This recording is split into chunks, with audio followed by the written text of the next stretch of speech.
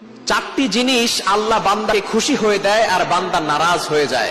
আল্লাহ তাআলার এই খুশি হয়ে দেওয়া যে নিয়ামতগুলো আছে এগুলো পেয়ে কখনো নারাজ হবেন না।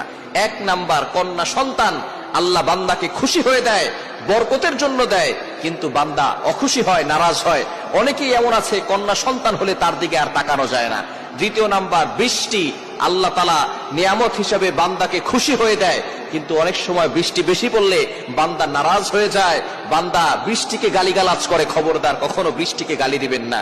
তিন নাম্বার, মেহমান আল্লাহ পাক রব্বুল আলামিন বরকত হিসেবে পাঠান। রিজিক নিয়ে টেনশন করবেন না, মেহমানের রিজিক মেহমান নিজে নিয়ে আসবে। সুতরাং অনেকে মেহমান দেখলেই পাগল হয়ে যায়, মেহমান দেখলে তাদের আর মেজাজ ঠিক থাকে না, মেজাজ গরম হয়ে যায়। তবে মেহমানদেরও চিন্তা করতে হবে, 3 দিনের বেশি কোনো বাসায় যাতে করে না থাকে এই বিষয়ে খেয়াল রাখতে হবে।